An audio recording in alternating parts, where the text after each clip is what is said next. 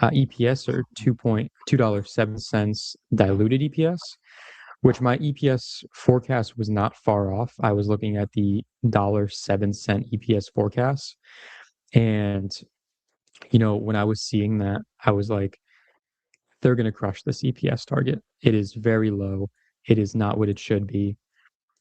And at the end of the day, we saw that massive beat. I was initially forecasting around $1.80 for EPS, and we came in 20 cents higher than that. So it was definitely an incredible quarter, for sure, across the board. Um, and kind of the more I go through this, their financials, it is quite interesting. From a cash and cash equivalent perspective, first off, their cash and cash equivalents went from 2.7 billion in Q4 2025 to 4.8 billion in Q1 2026. Massive jump in cash. Of course, a lot of that is going to be from having a major increase in actual premiums. Another thing is going to be when it comes to their payables to the CMS in terms of the actual risk adjustment. When it does come to the risk adjustment, it is currently sitting at 4.7 billion, up from 2.7 billion in Q4 2025. This payable is largely driven to the healthier shift in members, but also their risk adjustment payable. The way that the risk adjustment payable works is I believe it's finalized in June of the following year. So for 2025, it's completely finalized in June of 2026. And their actual payments don't go out until August 2026, roughly August 2026 for the prior year. So they have this whole increase in float, which is of course going to increase their short-term investments, but also increase their investment income, which their investment income came in at 60 million versus 46 million in Q1 of 2025, which is very interesting. Yeah. Sorry, I changed my YouTube account to like a branded account, and so I had already scheduled my YouTube video to be played on YouTube right before I did that, and now it's now it like messed up, so I had to like start a new stream or whatever. But I'm getting it handled. That's what we do. Yeah. We get it handled. But yeah, man, just my thoughts about the quarter. I mean, I look at what management says they're going to do and then what they do. And right now, Mark Bertolini and team have been saying they're going to, get back to profitability this year. And to start with a quarter like this and blow everybody out of the water, like all analysts out of the water, I mean, me and you already know Mark Bertolini. We know his story. We know how he operates. We know, a lot about him, right? And we know when he says he's going to do something, like in that interview back in 2024 now, 2025 maybe, whenever he was talking about like getting to 3 to 5% margins and then doing about, 14 billion, which now they're doing well over 18, 19, right, billion in revenue. So, whenever he was saying those things about the margin, when you understand the man and you understand what he's done in his career and that he's a no BS type of guy, like you got to take him at his word. He's not going to be perfect because you can't control everything, especially in health insurance, but he's a very straightforward person. Yeah, I was going to say too, everything operational, they crushed. Everything from an operational standpoint was crushed out of the water. Anything that really is really not what they control, that was missed from a risk adjustment perspective. And it's very hard to, they have even mentioned it in their earnings call, it's very hard to forecast risk adjustment when risk adjustment is you're predicting your own book. And on top of predicting your own book, you are also forecasting and trying to predict everybody else's book in the entire ACA insurance market, which is the most it's very hard to do, let alone your own book, which I think Oscar personally has a pretty good handle on their own, just because of their advanced technology, claims data, all of their analytical processes on the back end has most likely been very almost spot on their side. But when you're looking at all the competitors, you know, it's not exactly as easy to do that. Um, so like at the end of the day, from an operational standpoint, they absolutely crushed everybody's expectations on everything. Now, I will say from an EPS standpoint, now this is where I'm most excited. Analysts were expecting, I believe on Robinhood, it was a dollar and a penny EPS. They beat the analyst at EPS by over 100%, at $2.07. So I think that was just about the highlight of that. I got the alert because if you don't know, you can sign up for the investor relations emails every time Oscar has a SEC filing that comes up. So I have those newsletters on, and right at 6 a.m. is when they ended up posting their earnings results. And a split second later, I get the Robinhood notification. They beat it by like 100% or so in terms of EPS. Now, when you look at EPS, for example, and just from an operating earnings perspective, not net income, but from an operating earnings perspective, they had 704 million in earnings from operations. That is an absolute just killer result. And you know, having 3.174 million members versus the initial expected 3 million is surely incredible.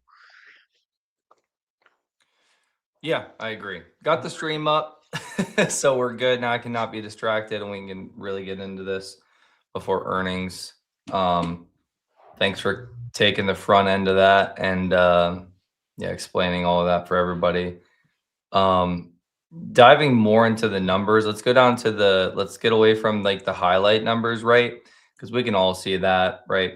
SG&A costs continue to come down. Medical loss ratio came down a good bit. And like you were saying, it does, it is typically lower in the beginning of the year and then kind of drifts up throughout the year. But what we really want to see is like between that 80 to like really sub 84 MLR ratio for the year is what we really want to see. If we can do that, then we will have a very, very profitable year. Free cash flow is obviously crushing it. And overall, that net income and the bottom line and EPS will do very, very well as also. One more thing. The funniest thing, AC, and you have to agree with this. This stock was literally just like $11.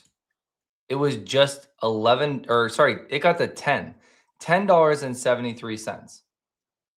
And we've essentially almost doubled in a month. Yeah, Basically a month, we've exactly. almost doubled. AC, let's talk about this real quick. At $10.73, what was the market cap for this company? It was like what? I think it was Like three? it was Or yeah, like it a was little around lower there. than three, like 2.8, 2.9, right? Right? I think so. Yes, yeah. So were you not thinking this as well? This is what I kept telling everybody. I was like, you don't realize at a sub $3 billion market cap for this company, people didn't realize that the risk to reward was immense, immense reward for little risk. Why do I say that? Because if you actually looked at their cash to debt position, if you actually looked at how much free cash flow this company could bring in, if you actually look at the assets that this company has, then you realize that at $10.73, this company could basically liquidate everything and have one solid year of free cash flow and basically cover their market cap. So basically, they're liquid. They could be liquidated and shareholders would get around the same amount of money back. Not $10 or $11. It'd probably be like $8 or $9. But that is what we call immense, like immense reward for a little bit of risk. You know what I'm saying? Were you thinking the same thing at that time? I think my biggest concern at $10 to $11 was me not buying enough, to be honest. I just True. every single day, I just put my head down, bought more, conviction was there, thesis was there. I did not, the biggest thing, as you had mentioned, like the cash, for example, I believe their true cash position was around 2.5, 2.7, I believe, when you take all their cash equivalent, short-term investments, and you subtract their benefits payable, their true, I guess, comparable cash position to other companies was around 2.5, 2.7, just around there. And when you're looking at a market cap of 3 billion, their cash alone was almost that. And they're expected to grow on a full year basis 60 something percent revenue. Members increasing substantially from 2 million to 3.5 at the end of the open enrollment period. Yep. So I think at the end of the day, like my biggest concern was we're not going to be here for long once people realize what's going to happen in Q1. No.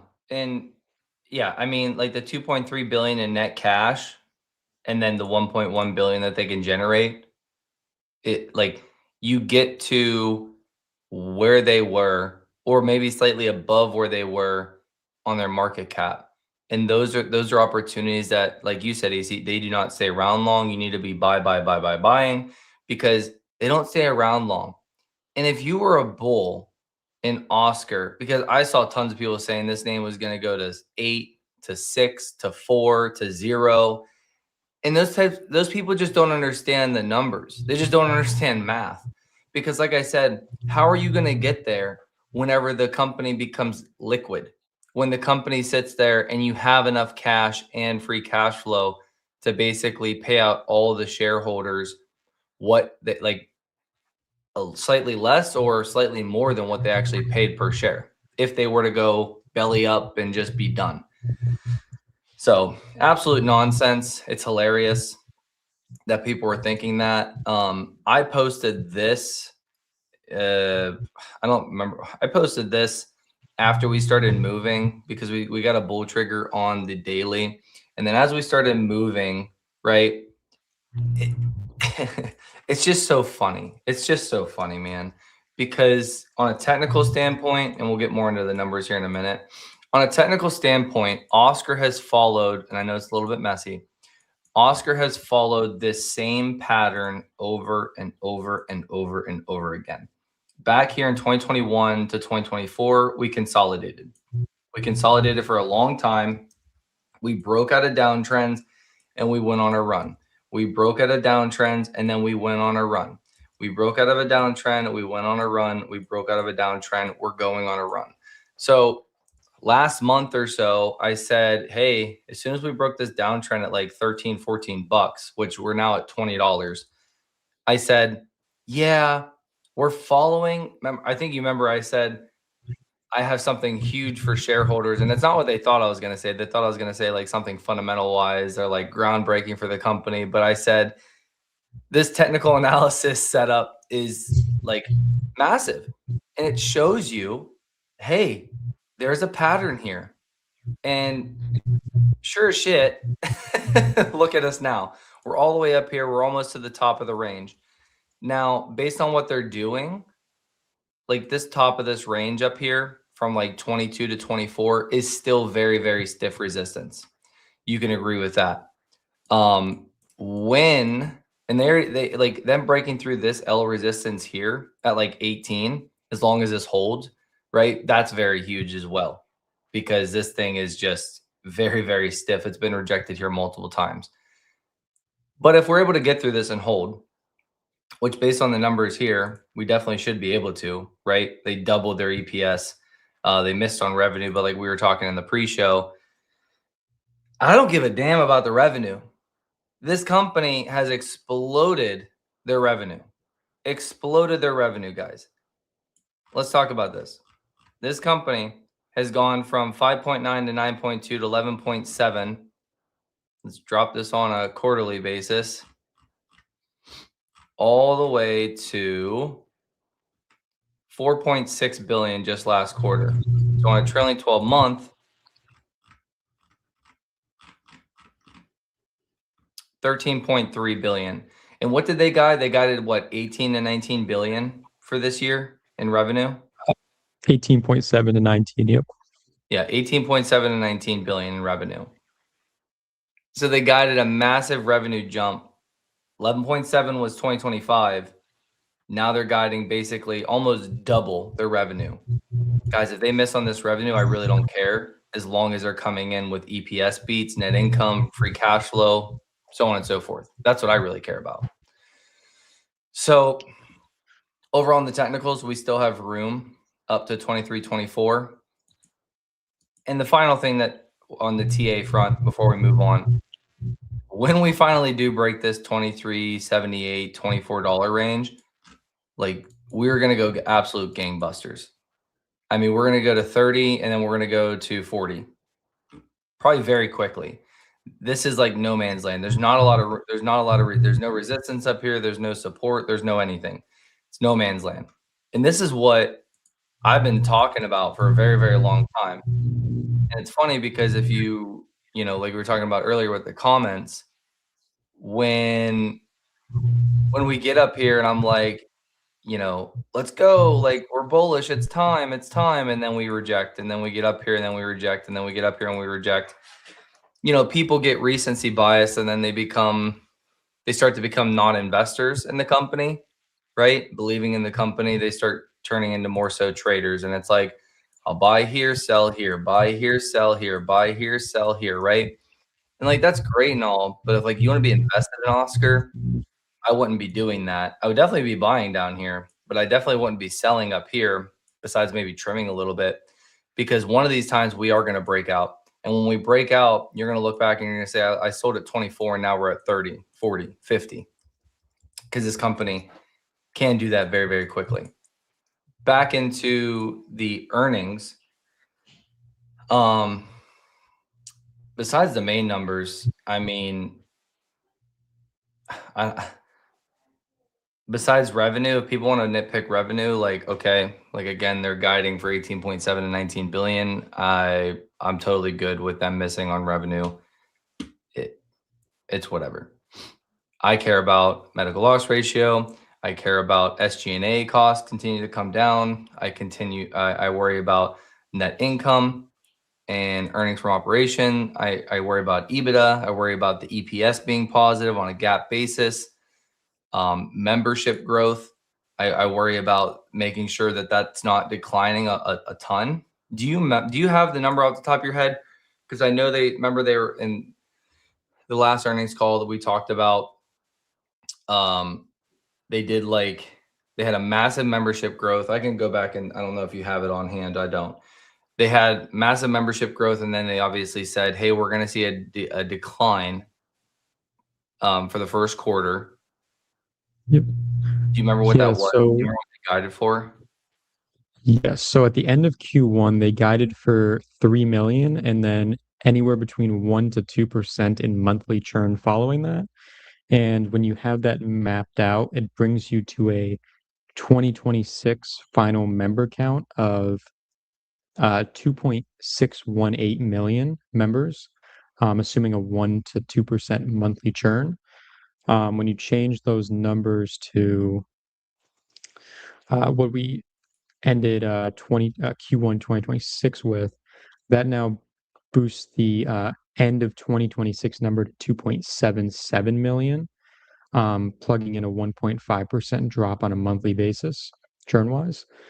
And what he did mention in one interview is that this now puts he didn't say this specifically, but this now brings us to a estimated 3 million at the end of Q2. And now with that being said, we're gonna have more members. Sorry, I lost my train of thought. We're gonna have more members by the end of Q2, but we're having the members that we expected to have at the end of Q1 at the end of Q2. And this was after a massive retention of 3.174 at the end of Q1, which is going to leave us considerably higher than what we initially expected, which is a very, very strong sign to see. And one thing that I mentioned that I kind of personally believe, like this was going to happen was Oscar has around 90 to 95% of their members coming through brokers. Other companies, I pulled a slideshow from the CMS, have 40 to 45% of their members coming in from broker portals. And what is the significance of this? When you have all of these members coming through brokers and broker portals, they're one being verified, their payment methods are being verified, and most importantly, their subsidies are being verified. There's a lot of subsidy fraud, and if people put in their information themselves, there's a good chance that they might skew the number a little bit higher, skew it a little bit higher. The call is starting. Oh, the call is starting, Ronnie. Okay. Measures.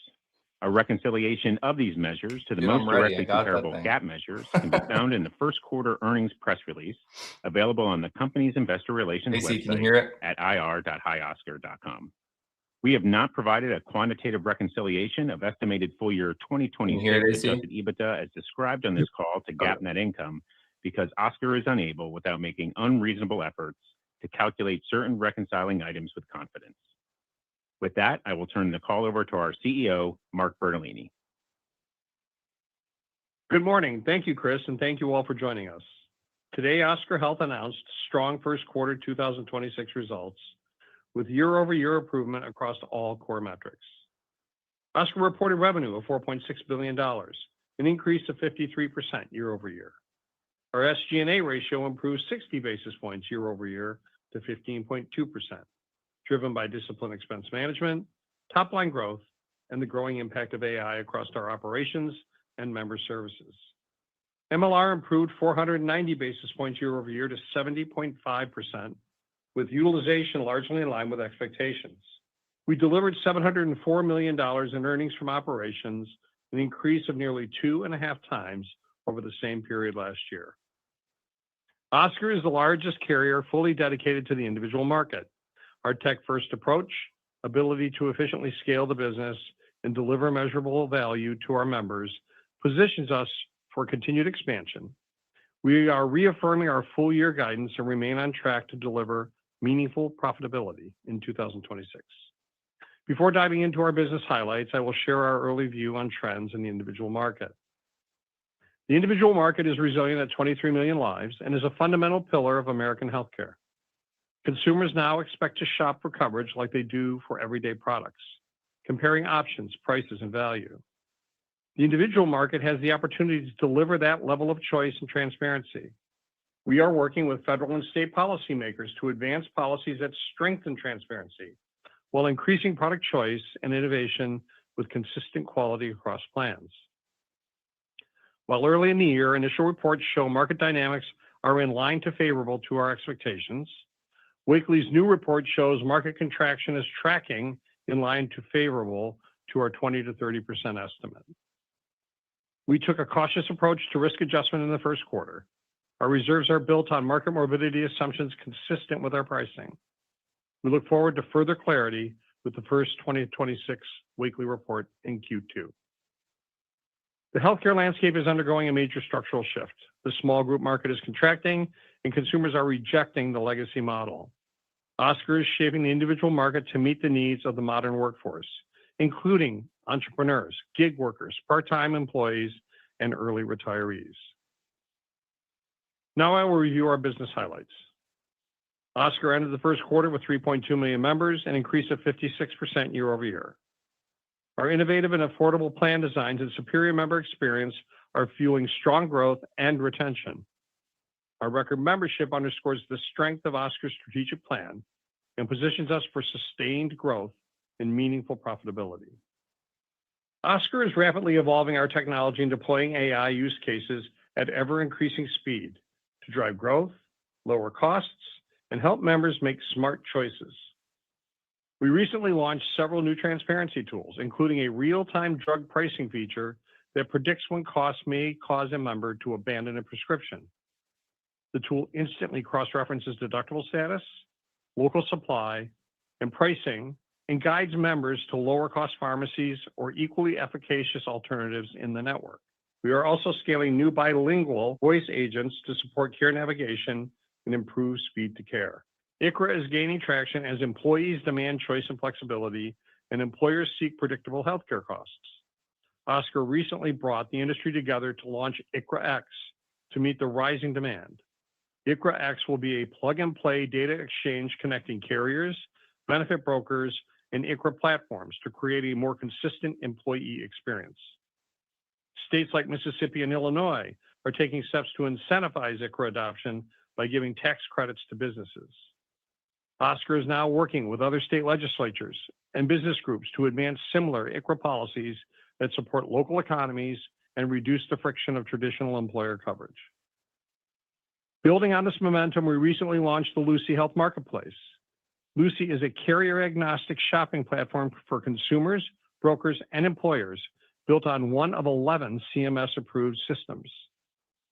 Lucy brings together a wide selection of ACA plans with leading ancillary and supplemental products, like Aflac. We are combining our technology capabilities with individual networks in nearly every zip code nationwide. This broad coverage network allows consumers and brokers to shop, bundle, and build their own personalized coverage in a few clicks. We will continue to add more AI solutions and health services on the Lucy platform to bring more people into the individual market. Lucy represents a key step in our long-term strategy to build a consumer-driven healthcare market. In summary, Oscar Health is off to a strong start in 2026.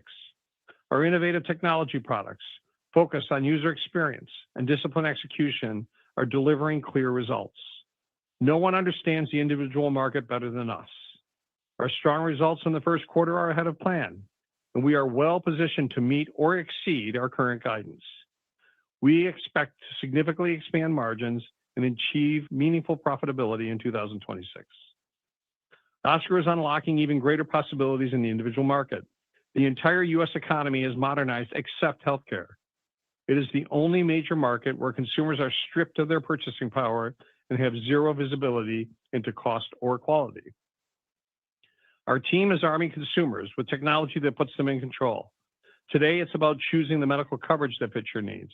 Tomorrow, it's about making all of healthcare shoppable. Oscar is shaping the new consumer health economy to lower costs and make healthcare work like every modern market. Thank you to the Oscar team for making our vision of consumer-driven healthcare a reality.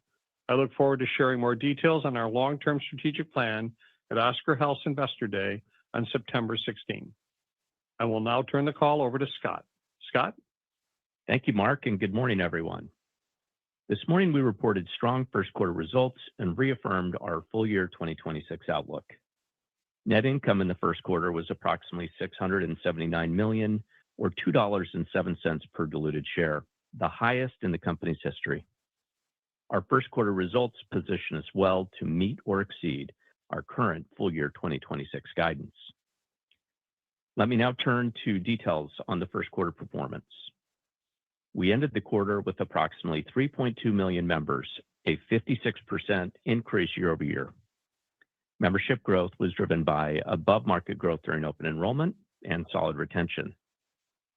We started the second quarter with approximately 3 million paid members, in line with our expectations. Payment rates are consistent year over year and modestly favorable to our plan, despite the sunset of the enhanced premium tax credits. Looking ahead, we continue to expect gradual churn throughout the balance of the year, consistent with pre-ARPA levels. Total revenue increased 53% year over year to $4.6 billion in the first quarter, driven by higher membership and rate increases, partially offset by a higher risk adjustment payable accrual. The first quarter medical loss ratio was 70.5%, a 490 basis point improvement year over year.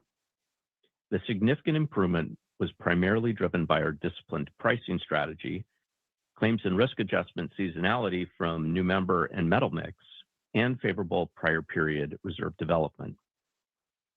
The first quarter MLR was impacted by $68 million of favorable development, primarily related to claims run out from the prior year. That compares to $31 million of unfavorable development in the prior year period. Overall, utilization is largely in line with the morbidity of our book. I want to spend a moment on risk adjustment. Medical claims were seasonally low in the first quarter, and as a result, we recorded a higher risk adjustment accrual. It is early in the year, but we are encouraged by the data we are seeing on overall market contraction and market morbidity. Our claims experience, coupled with third-party data on both new and renewing members, points to market morbidity tracking in line to favorable to our pricing expectations. We continue to expect risk adjustment as a percentage of direct premiums to be approximately 20% in 2026 as new members engage with their benefits and members meet their annual deductibles. Switching to administrative costs, the first quarter SG&A expense ratio of 15.2% is the lowest in the company's history. The approximately 60 basis point year-over-year improvement was driven by fixed cost leverage and disciplined expense management, including an increasing impact from technology and AI initiatives, partially offset by higher risk adjustment as a percentage of premium. Across all of our key performance metrics, we are seeing significant year-over-year improvement. We reported earnings from operations of $704 million in the first quarter, a $407 million year-over-year improvement. Operating margin was 15.2%, a 540 basis point increase year-over-year. Net income was approximately $679 million, a $404 million increase year-over-year. Adjusted EBITDA was $727 million in the quarter, an increase of approximately $398 million year-over-year. Turning to the balance sheet, our capital position remains very strong. We ended the first quarter with approximately $8.1 billion of cash and investments, including $279 million of cash and investments at the parent. As of March 31st, 2026, our insurance subsidiaries had approximately $1.7 billion of capital in surplus, including $809 million of excess capital, which was driven by our strong operating performance. Based on first quarter results, we are reaffirming all of our full year guidance metrics. Total revenues are still expected to be in the range of $18.7 billion to $19 billion in 2026. MLR remains in the range of 82.4% to 83.4%, with MLR lowest in the first quarter and highest in the fourth quarter. On administrative expenses, our SG&A expense ratio guidance is unchanged at 15.8% to 16.3%. Earnings from operations are still expected to be in the range of $250 to $450 million. As a reminder, we expect adjusted EBITDA to be roughly $115 million higher than earnings from operations. In closing, we're off to a strong start to the year with first quarter results that exceeded our expectations. Record membership and strong financial performance reflect the actions we took last year to position the business for growth and meaningful profitability. We're well positioned to meet or exceed our full year guidance. With that, I will turn the call over to the operator for the Q&A portion of our call. At this time, I would like to remind everyone, in order to ask a question, press star, then the number 1 on your telephone keypad. And your first question comes from the line of Jessica Tassan. Please go ahead. Hi, guys. Thanks very much for taking the question. I guess my first one is just, can you describe the first quarter behavior of the 200,000 or so members who fell off between 1Q and April 1st? I'm curious if they were pulling utilization forward into the grace period or if they just kind of didn't utilize. Were they not aware they had coverage? And then can you just describe the accounting for any expenses incurred by that population in your first quarter results? Thank you. Good morning, Jess. So I would say that for members who churned off, nothing unusual about any of the utilization patterns that we experienced in the first quarter. And those members, in general, the biggest portion of the drop-off, really are people that never made a payment. And so, we would not expect to see a significant amount of utilization for people that aren't using. And, once that person if a member goes into a delinquent status, we no longer pay claims, that you have to pay in advance in order to be covered. And so once you go into delinquency, we wouldn't expect to cover any claims that might be incurred. So really, pulling up on that, everything that we saw in terms of member transition, going from 3.4 to 3.2, and then starting the second quarter with 3 million members proceeded exactly as we expected. Got it. So just to clarify, for that population, you'd only reflect January expenses in the 1Q MLR. And then just my follow-up is, do you all agree with the weekly assessment that market morbidity is up 2.9 to 6.5% in 2026? And then can you just describe where you think maybe Oscar's membership morbidity is trending year over year or in 26? Thank you. Yeah. So on Wakely, look, I think it's a positive development that this new report is out. What that report is really trying to do is to take early information and look at the morbidity of who was retained in the marketplace, who were the new members that came in, and what might the risk scores look like for the people who left. And so that's the process that Wakely used to come to build that. I would say that, it's very early in the year to draw conclusions about market morbidity, but we really are encouraged about the data that we saw in that report. I would describe it as in line to favorable with our expectations. And when I look at our claims experience, kind of what we're seeing through that report and other reports, really does point to market morbidity that could be a tailwind for us this year. I would say that when I look at the risk adjustment accruals and other accruals that we booked, we have yet to take into account any of the potential favorability that is, that we're seeing in some of these reports, and we build our accruals based on our pricing expectations. So we may have some tailwinds there as well. Your next question comes from the line of John Ransom with Raymond James. Please go ahead. Hey, good morning, everybody. Just want to ask a question about SG&A. So your revenue was suppressed by almost 400 bips by your risk adjustment versus the 20% guide, but your G&A was 15.2. Why would G&A go up if presumably you're going to get a revenue lift for the rest of the year with a lower risk adjustment hit to revenue? Good morning, and I appreciate the question. Look, I think that we saw obviously strong revenue growing at 53% based on the headline numbers, higher than that, as you said, if you normalize for the risk adjustment. SG&A grew at 46% in terms of SG&A dollars. So we are clearly seeing leverage coming through. I would say the first quarter SG&A ratio is likely to be the lowest for us during the course of the year. There's a little bit of just a dynamic as we grow membership and have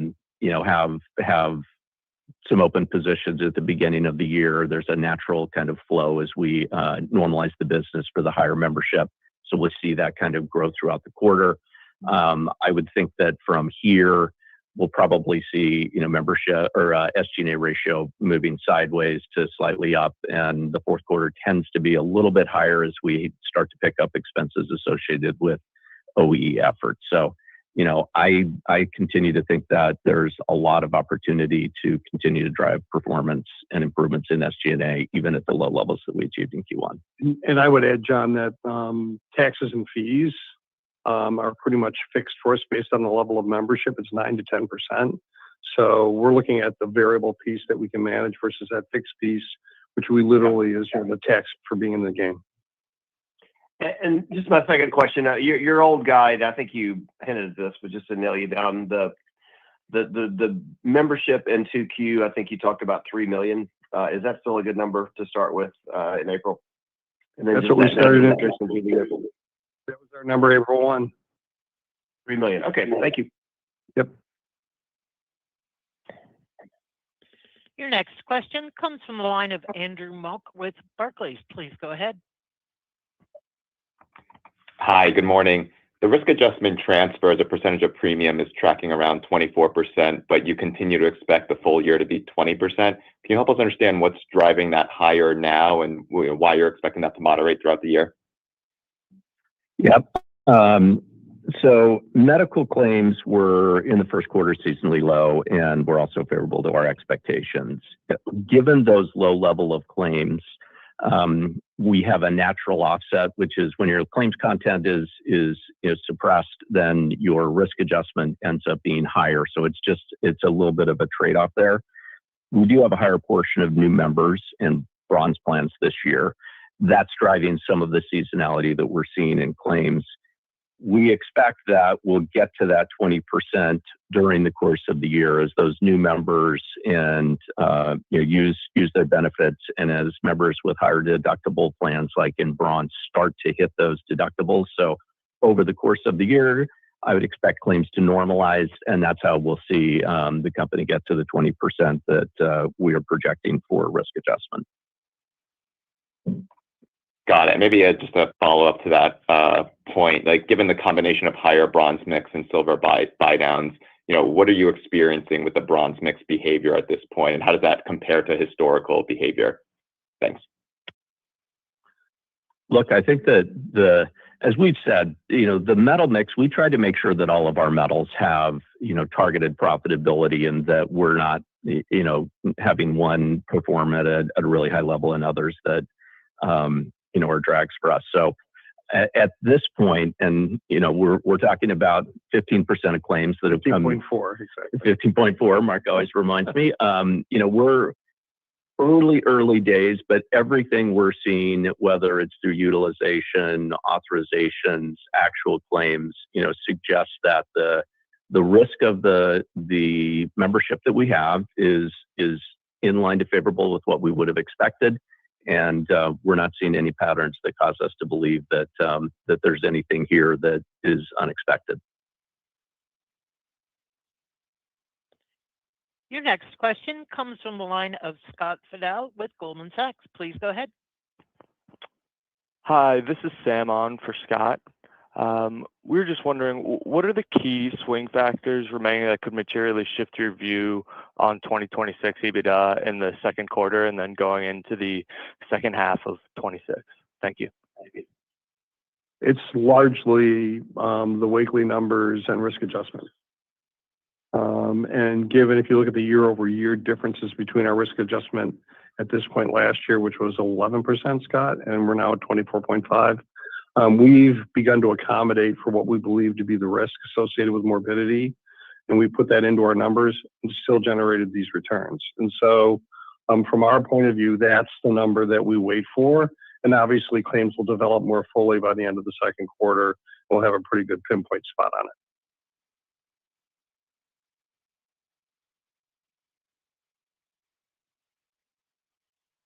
Your next question comes from the line of Jonathan Young with UBS. Please go ahead. Thanks for taking a question. Just going back to the risk adjustment again. I guess, would you say the risk adjustment was just more a function of the claims data that you're kind of seeing so far? And just to be sure, there's no sweep or cleanup related to 2025 accruals within that. And then I guess alongside that, did the weekly data influence how you came to the 24% about? Thanks. Yeah, so maybe take those two things separately. So the 24% risk adjustment level is explicitly being, driven by our claims experience. As I mentioned, our risk adjustment reserves are still based on the market morbidity assumptions that we went into pricing with and that we set our guidance with. And so we have not made any adjustments for some of the favorability that we see in the weekly market morbidity report. So again, that could be a tailwind to us, but we're waiting to see more signals before we lean into that. And on PPD, we did see some, in the last weekly report that we got for 2025, we did see a couple states that had adverse development there that totaled up to about $85 million. So we reflected that in the quarter. We did have some other states that had some positive developments. We chose not to recognize those and wait for the final report. So, we feel like we balanced the risk in that department. We also had favorable claims run out to a pretty significant degree of $150 million. So net, our PPD was favorable, $68 million in the quarter. And, when I look at the combination of those factors, I'm always happy to have, favorable prior period development. It's a gift in the quarter. But I think there's also, kind of a longer tailwind that comes with that because we did use those kind of risk levels and reserve levels in building our pricing for 26. So those tailwinds, we think will transition beneficially over the year. And one note I make, Jonathan, on that is that the weekly report we received doesn't include experience. It really just includes some of the same demographics and things we've looked at in prior years on our own basis. So it was nice to have some outside verification of the way we view the marketplace from a morbidity standpoint. So it's not really all that tight the way we would see in a regular report on claims. It doesn't include claims. Okay, great. And then I guess to any emerging utilization, well, actually, let me go back to the first quarter. Did flu or weather play any factor into kind of the beat? And was there any emerging trends that you're just kind of keeping an eye on at this point? Thanks. I mean, flu was sort of okay. We had a worse flu quarter than we had in the fourth quarter. I haven't talked about flu in a first quarter call in like a decade, but flu was okay. The weather was fine. We didn't see anything abnormal in our results, and you know, we've looked at claim submissions and lags and the whole routine with our team, and you know, the experience has been better than we anticipated, but we have not booked all of that. Jonathan, I just to pile on there, I think the most insightful thing about utilization patterns is the lack of interesting utilization patterns. Your next question comes from the line of Michael Ha with Baird. Please go ahead. Good morning. This is Olivia Miles on for Michael Ha. Thank you for taking the question. Do you expect that the outlook on risk adjustment provided in the upcoming June weekly report should likely remain stable through the rest of the year, or are there any other puts and takes, particularly with the increased members in bronze plans, that could cause industry-wide volatility in risk adjustment in the second half to materialize differently than in historical years? I think that we sit here at this point in the year with more data than what we've had in any of the preceding years. I think the new weekly report is certainly, as Mark talked about, it gives you some level of information. Obviously, we'll all wait to see how claims performance actually develops. That'll be the most important factor that will ultimately tell us what's going on with market morbidity. You know, when we look at all of the metrics that we have at this early point in the year, and we calibrate those against external data points, I'm pleased with where we are versus market morbidity. I think almost all the signals are pointing towards favorable market morbidity development versus where we entered the year. We'll have to wait and see there. And as we all know, you know, each sequential report that you get from Wakely improves your confidence and visibility into where the full year is going to settle. We think Q2 will be an important first report because it'll be really the first time we'll see from a claims perspective what is market morbidity looking like. But again, we see, you know, primarily favorable signals when we think about market morbidity. Great, thank you. And congratulations on the recent announcement of the Lucy Health Marketplace. Looking to dive a little bit more into the financial impact of this model, both in 2026 and in future years. Can you please provide some details on if revenue or an EBIT contribution from Lucy is contemplated in 2026 guide, how you're expecting to grow and scale this platform over the next few years, and any visibility into the revenue basis or long-term targets for this new product? Thank you. So, Olivia, we'll go into great depth as much as we can in September, but I'll give you some sort of the headlines. As we talk to employers around the country, including increasingly larger employers who are interested in ICHRA as a solution, what we have found is that they're very concerned about the network. Now, while an individual buying, and this is why we've invited all of our competitors to the platform, when an individual is buying, they want to select their network. Given we're not in every market, nor our competitors, it's an opportunity for us to share each other's networks by allowing the employer to select from different plans. Why does that matter? Because you're converting a whole employer. Now, to the economics of it all. In converting to an all-over employer, you're going to have to meet other benefit solutions. So we have companies like Allstate Health on our platform, and Aflac and Guardian, others joining us so that they can provide other tools that, which by the way, they have been providing to ACA members who have had money that they wanted to buy, catastrophic illness policies or whatever, critical illness policies.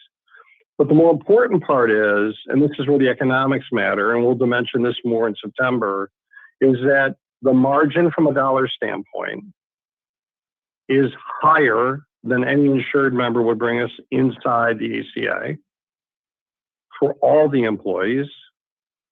And it's unregulated from the standpoint of having to put up any risk capital.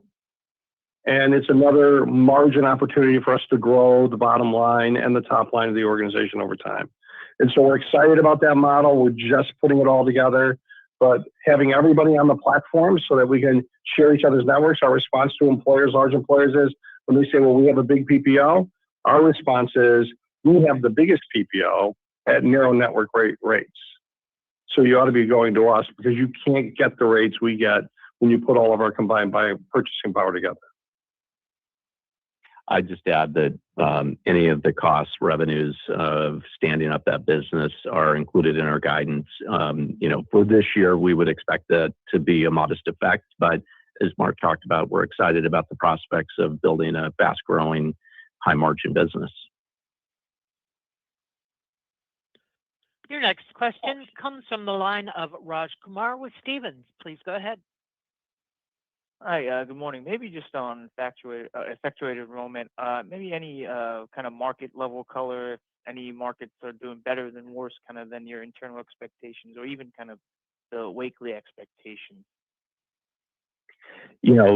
Looking at the landscape of our competitors who've reported our own performance results, I would say that effectuation rates have been, pretty much as expected to modestly favorable. I think that they also line up in the same way against what Wakely had assumed. So, to me, what we've seen so far through this year has been that whether it's Oscar or competitors, our expectations of how members would, ultimately roll out of the ACA have been pretty much spot on. So again, I think that that is a positive sign. If we're seeing stability in our ability to estimate what's happening in the market, that generally portends well for the rest of the year.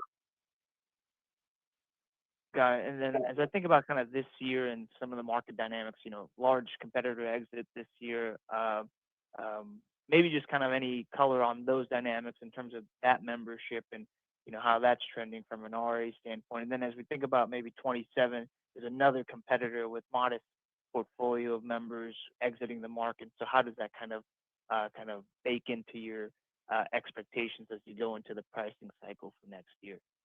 I'd like to explain that by the distribution model, because I think it's hard for us to know exactly where all our members came from, but we did pick up some auto-assigned members from a large competitor that left the marketplace.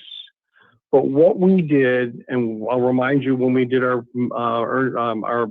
investor day 2 years ago, we said we assumed that there'd never be any enhanced subsidy extension. That's how we built our plan. And we started building our response to that.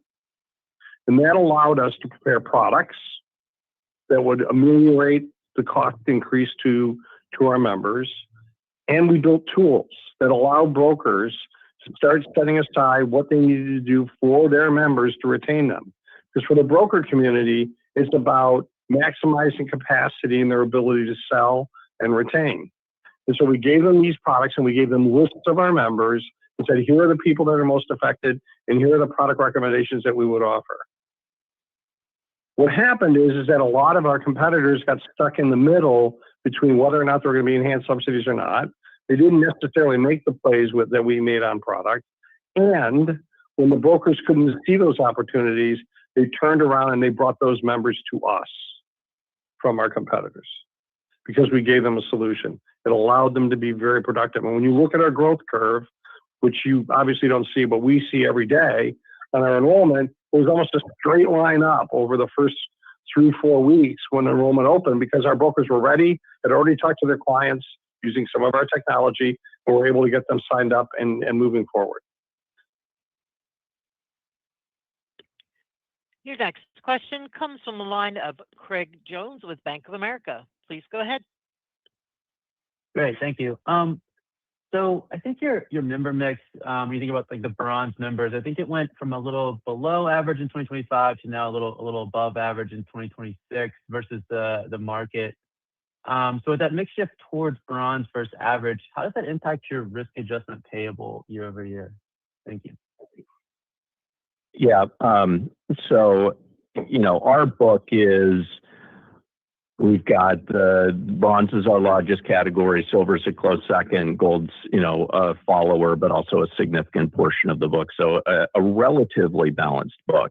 I think when you look at risk adjustment, the entire way that risk adjustment is like the risk adjustment formula actually is intending to make it neutral across metal levels.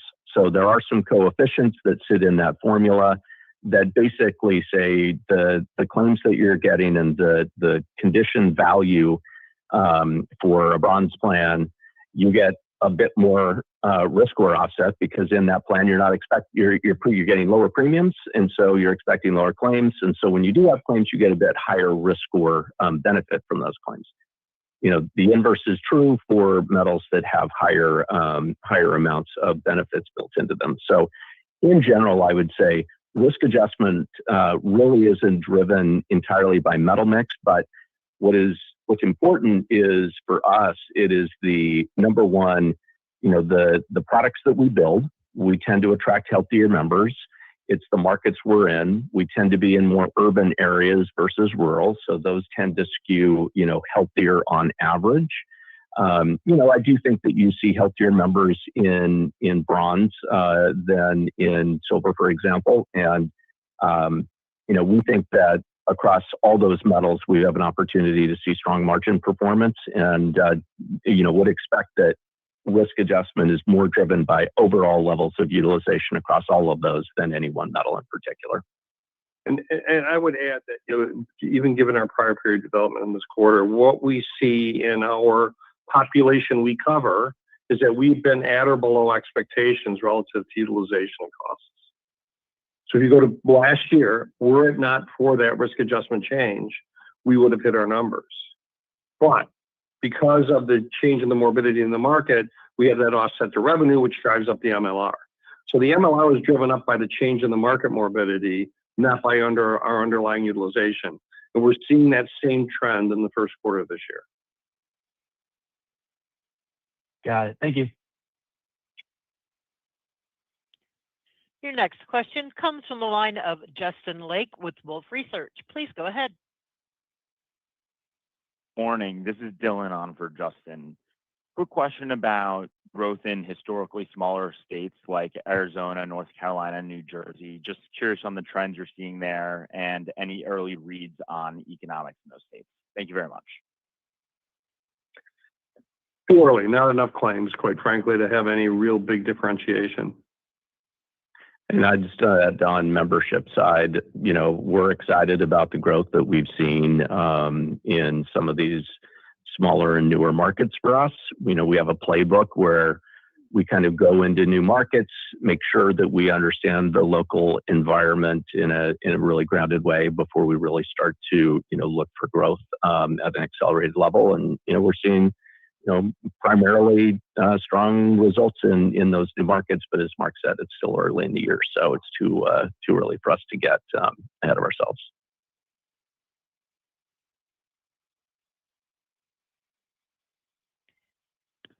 There are no further questions at this time.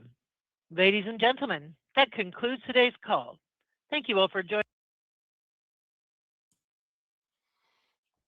Wow, let's go. That was great. Stock is same, 10%.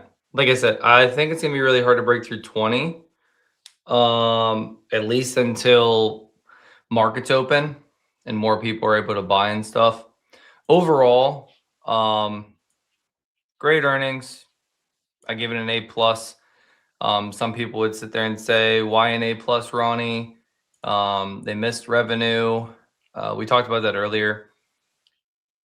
They're guiding they guided to almost double their revenue year over year. So am I really that worried about a revenue miss when I care more about them getting to net income profitable this year, for them getting to EPS positive for the entire year? That's what I really care about. more revenue, more revenue. It doesn't matter if you can't make money off of it.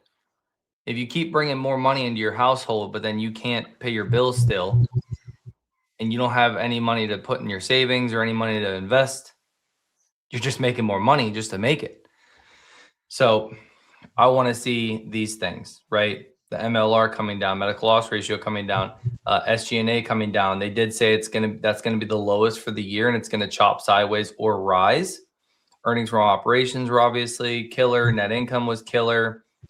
Individual and small groups that decreased less quarter over quarter than expected, and year over year it's still up massive. AC, what do you think about the call?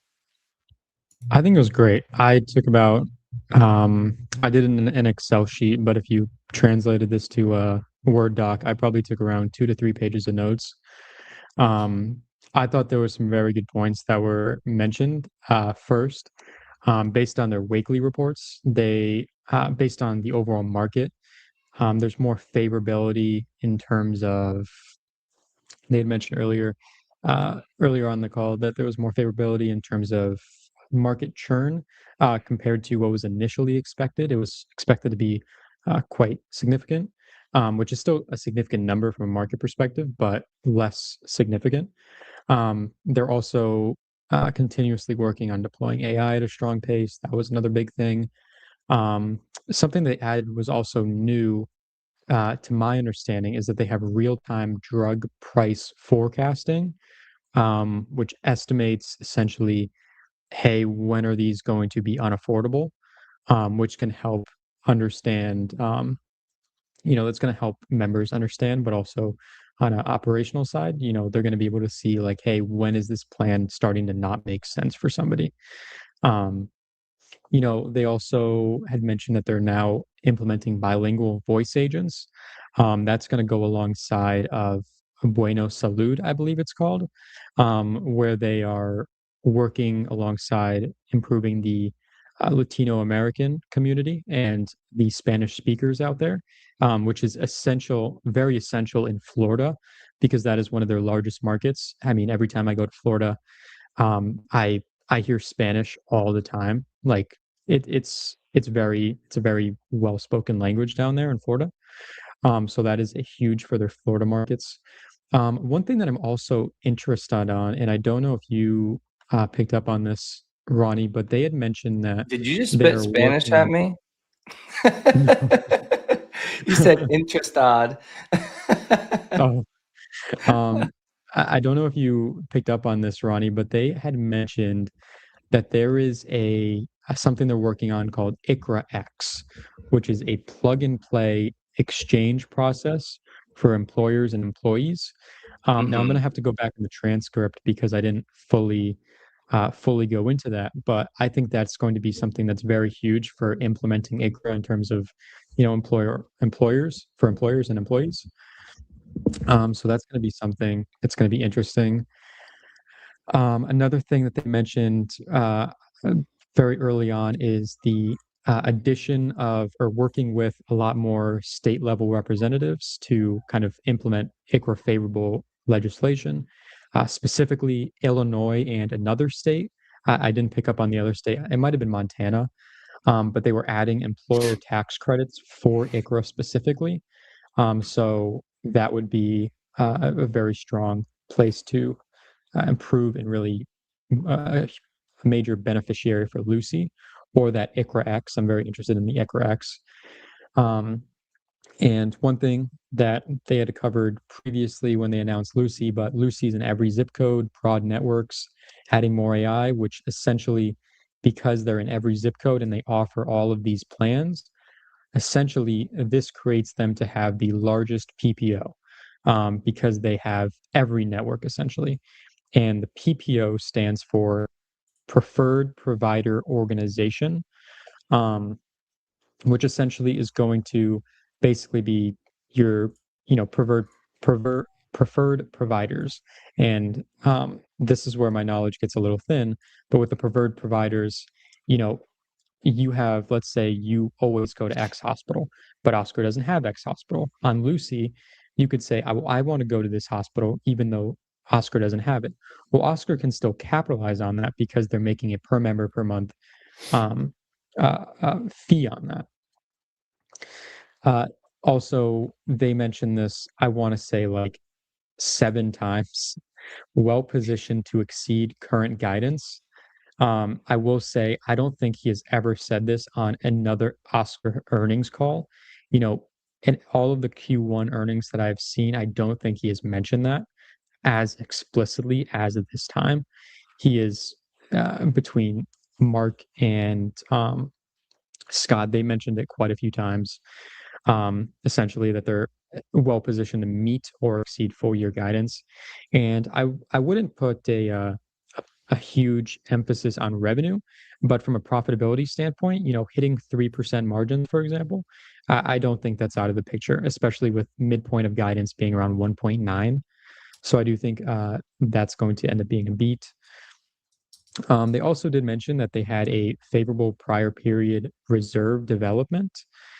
Um, um, uh, they had mentioned, I grabbed this from the actual PDF, but the quote is the company has 68 million of the company had 68 million of favorable development in the first quarter of 2026 compared to 31 million of unfavorable development in the first quarter of 2025. And when it does come to that, you know, that's going to affect the net revenue that is actually net revenue and MLR, because that impacts the risk adjustment, which also goes into the fact of risk adjustment is still expected to be at 20% on a full year basis. And they are essentially calculating this more so off of claims and why claims were so low, and expecting this to normalize throughout the year because they don't want to make the same mistake they did in 2025 is kind of the gist that I got. Now, another thing, same mistake is, you know, it was something that caught the entire health insurance sector off guard, with medical loss ratios exceeding like they did. So, like you're saying, being more conservative with the numbers now and making sure that doesn't happen again, when that was like a 1 and like from history, we've seen that kind of medical loss ratio happens like once in a blue moon, once in a while, right? It's not the status quo. So by them being more conservative and then him saying that multiple times on the call, like, we think we're going to exceed these meaningfully. We think we're going to exceed these meaningfully. Basically we're going to crush these numbers. Like, these are sandbag numbers. We're going to crush them. Yeah. You take that plus the fact that we just came, and this is what we talked about like all year. Last year was a really tough year. The comps for last year are going to be amazing. They're going to be amazing for us this year as shareholders. And then another thing I wanted to bring up, look at this example. Look at this banner that I had from the last time we did earnings. I was talking to you about earlier. Yep. So 3.4 million, I made this during last earnings call. 3.4 million members will most likely churn down to 3 million by end of first quarter. Well, no, they beat it. They crushed it, right? They retained 174,489 more members. That is a really good start, and probably not a lot of people are going to be talking about that, because you have to actually remember, like, oh yeah, like last quarter they did 3.4 million members and there was like this big shock, but they said it was going to churn down a lot, but then it didn't churn down as much as it was going to. So there's a possibility by the second quarter, right? We could still be above 3 million. If we're still above 3 million members, I don't know, man. That's really, really bullish. And that means that they're not getting as much churn as they expected, right? For sure, yeah. Yeah, besides that, in case nobody knew, right? Because we might have some new viewers here before we get more in like detail about the numbers. Someone might be sitting there saying, okay, I just hopped on this stream, Oscar Health. What is it? What do they do? And why should I be bullish? Well, in the simplest form, they are a health insurance company that is trying to put put an AI spin. Now I know the AI word gets thrown around a lot, but they're a health insurance company that is trying to put a spin on the entire sector. This health insurance sector is overly ran by legacy health insurance companies that haven't consistently innovated because they haven't had to. They haven't been pushed by competition to consistently innovate. And that's where Oscar's coming in. And they're led by Mark Bertolini, their CEO. They're led by a guy who took multiple health insurance companies from basically like Aetna Group, took them from a small guy to a large guy, and then got them sold and acquired to CVS for a very, very handsome amount of money. Retired, came out of retirement to help with Oscar Health and basically change the health insurance industry. He has been very nitpicky on the entire health insurance industry for a good reason. It's very broken in the United States.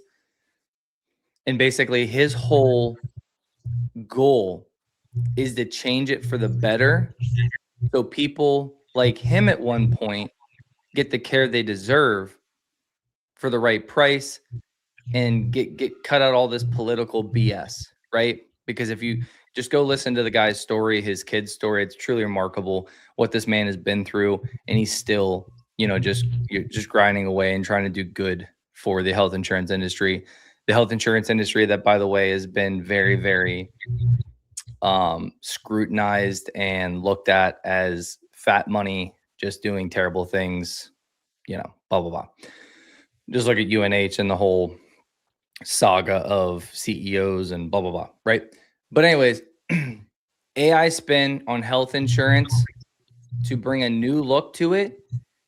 But honestly, and AC will probably agree with me, the thing I'm most excited about is they are doing what he's been talking about. They're creating a one marketplace for all. And this is like truly, in my opinion, like out of left field and could be massive, guys. Think of it like this. Health insurance, everybody's buying health insurance through brokers, and they're buying health insurance like brokers have their companies and their health insurance companies that they like to pitch, and they like to be, they get commissions and all this different stuff, right? So it's like you go to a broker and you're like, hey, me and my family need health insurance.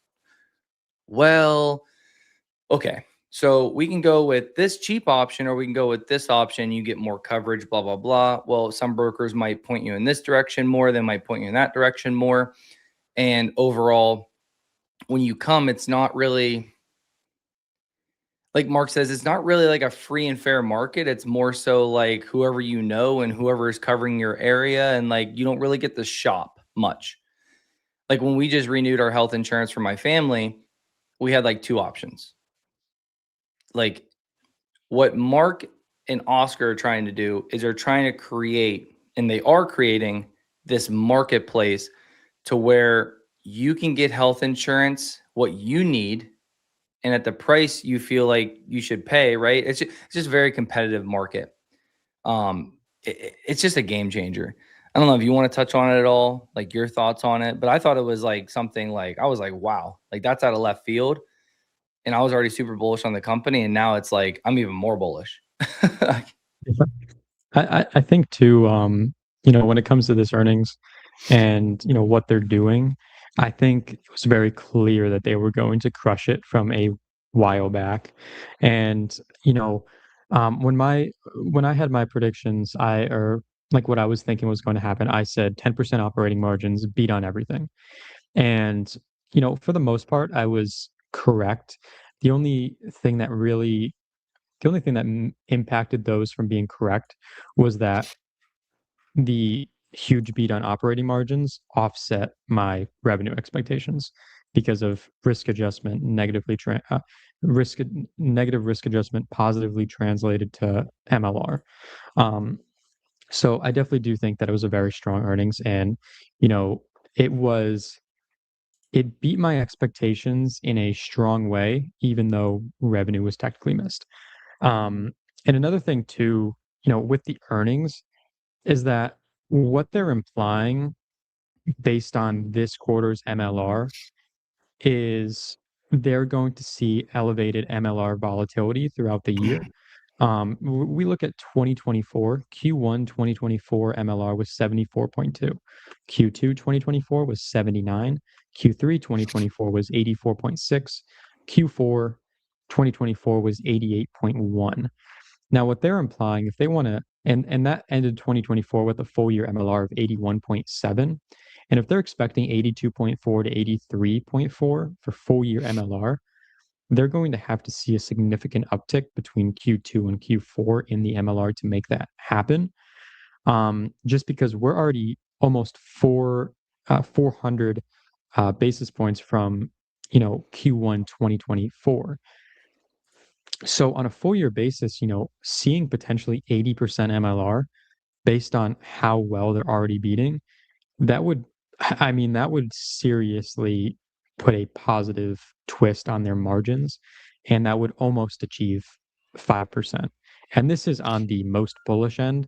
This would assume no volatility. But if we saw it, closer to that 5% margins or 4% or even 3% margins after 2025, there's no reason that this stock should be anywhere below $35 a share. And that's kind of the thesis behind that, which is great. And Yeah, kind of I the mean, with the more revenue they're pulling in and the margins he's talking about getting to, it's just even with like a 10 PE, and like a 10 PE is like that's a health insurance industry PE.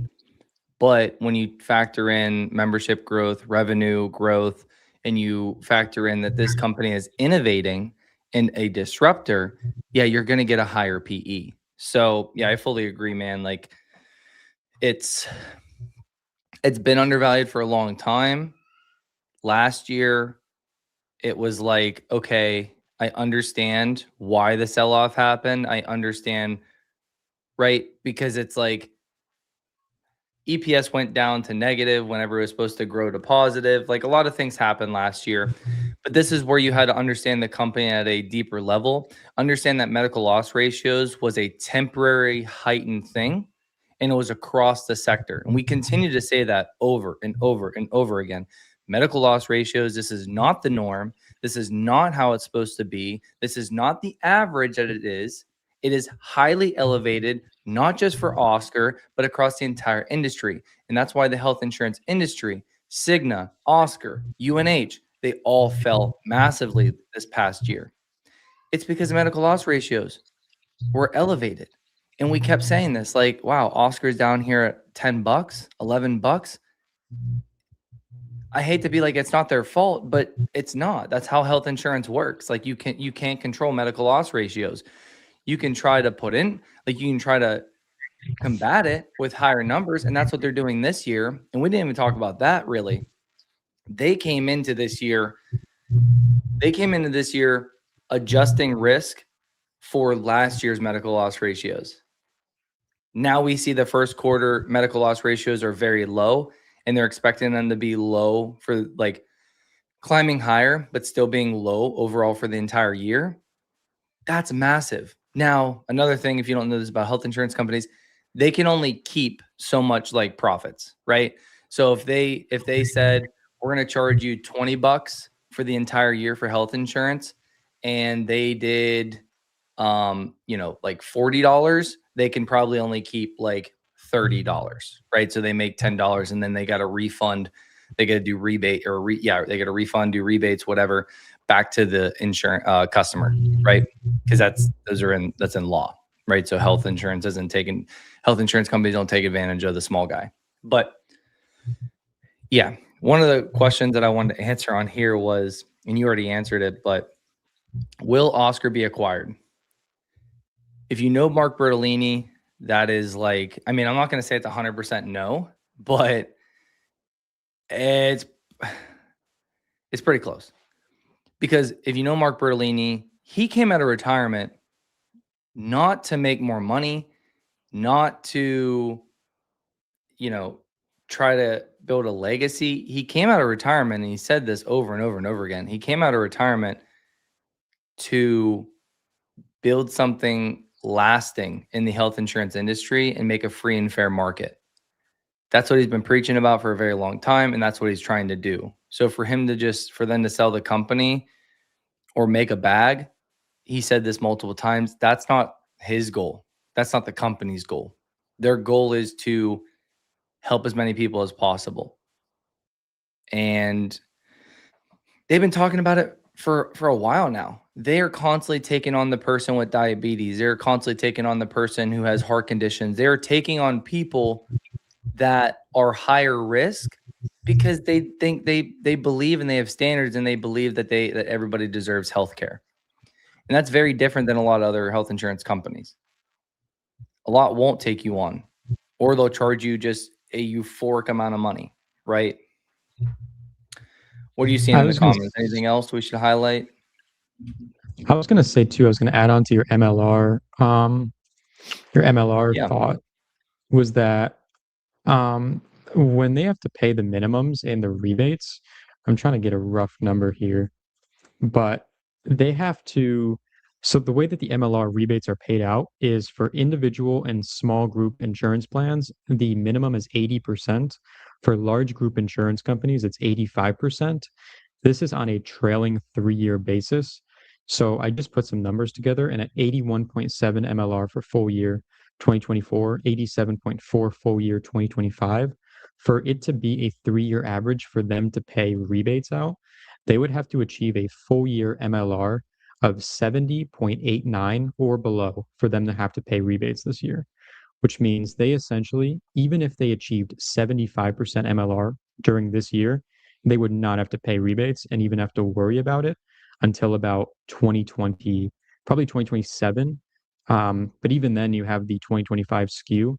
So them having to actually pay out rebates is not really in the question probably until 2029. That's not going to happen because 70.5, and then it's going to continue to grow throughout the rest of the year. And they said it'll probably be closer to like 80 by end of year 82. for the full year. So 80, like 85, I think they said. So, nice. they're in the Yeah. green Good for that. detective work there. Yeah. Yeah. That's massive too. I mean, because again, they are charging more this year to combat last year. But the funny thing is this year, medical loss ratios are going to be less than last year. So that's why you're seeing something like, $2.07 compared to like $1 in some sense on EPS, just a massive beat. And you could continue to see this all year. I mean, what do analysts have? Analysts have an 81-cent EPS estimate for this year. Yeah, that's not 81 cents. That is God, I mean, they just did $2.07. Now they're not gonna do $2. They're not gonna do $2 every quarter. They'll probably do less and less every quarter. But man, to start off at $2.07 and then to get to 81 cents, they really gotta like just keep coming down. I was going to say, what's your estimate for the full year? So full year, I didn't update my kind of model or expectations for this one. Full year, I mean, I was closer to like 2.6, 2.7 beforehand. Yeah. And this was only because my original expectation on a basic for EPS was 186. That's what I kind of posted on YouTube yesterday. I was like, I'm expecting EPS to be actually wait. It was around 3.8, 1.8. No, it was 1.77, I believe, was my. It was around there. 1.8-ish was my initial expectation. I did post in my YouTube video, so I have a trail there, but it's around 1.8 was my EPS original expectation. So we actually beat that, and I think some people kind of thought that my EPS expectation was kind of crazy, probably at first glance, and then we got earnings, and it's like, no, you weren't bullish enough. Yeah. But I did have two more things to I mean, mention. what did you say yours was? 1.8. Yeah, so you were higher than the highest analyst. Out of so AC versus 7 analysts, AC wins. But you said, what did you say for your full year that you think? I had my full year around 2.7, 2.6. That's massive. So, two things before I let you go on your the two things you want to cover. One, you're expecting, and honestly, I think 81 cents is way out of the question now, because they would have to go negative for 2 of the last 3 quarters on EPS to like really bring down this $2. So, yeah, definitely at least over $1, probably even beating this high of 115. Basically, consensus EPS, these are going to have to go up. Analysts are way off. They were way off this quarter. This is going to have to go way up. The second thing I wanted to touch on, these price targets are about to go gangbusters, guys. Gangbusters. These analysts have consistently said underweight, neutral, $15 price target, $17 price target, $18 price target is the high. Well, right now we're sitting at almost $20 in after hours. They just completely crushed their earnings. So the thing you have to know about analysts too is they're always going to be more, they're always going to chase the stock price. So if these guys are sitting there with a $15 price target and then price stabilizes around 19 to 20 bucks, they're upgrading. They're going to upgrade because they don't want to look like idiots, which they have looked like idiots for a while. But yeah, so EPS estimates are going to have to get revised. Targets are going to get revised. And then, guys, we could see a full on just bull run on Oscar. If they just start coming in, analysts keep running the price up. I mean, that plus great earnings, plus revisions to EPS. And then now you're talking about $2 and some cents for the year. And I mean, if you're talking about that, if you go to EPS real quick, right? Even at, I was running the numbers, at 81 cents for this year, and then growing an average of 35 cents, right? That gets you to $2.69 for year 4. So by like 2030, 2040, or sorry, 2030, 2031, this puts you around, today's price should be around 27 bucks, and then the 4-year target should be around 40. Well, AC was just saying that he thinks they're going to do $2 and some, he thinks they're going to do 4 years out in EPS this year instead of 81 cents. And if that comes to fruition, then yeah, his price target of $35 plus is definitely, that's probably too low still. Not to put price targets out there, not to be like, yeah, if this happens, this will happen, because right now, as we've seen with like a company like Zeta, they crushed it and they're not getting the respect. You just have to realize the environment that we're in right now. The environment that we're in right now, guys, is that everything is around AI, semiconductors, the build out of AI. So, you know what I mean? Like 140% in a year on semis, 41, 42%. I've even seen a couple comments. It's like, how are we bullish on Oscar when semis are running the biggest they've ever ran? Like, I get it, but like, you have conviction where you have conviction. And like, right now, I rather not chase semis and I rather buy more Oscar at these prices because they are accelerating. Yeah, they're accelerating very fast. And like, I mean, it's just a severely undervalued company. Same thing with like Zeta.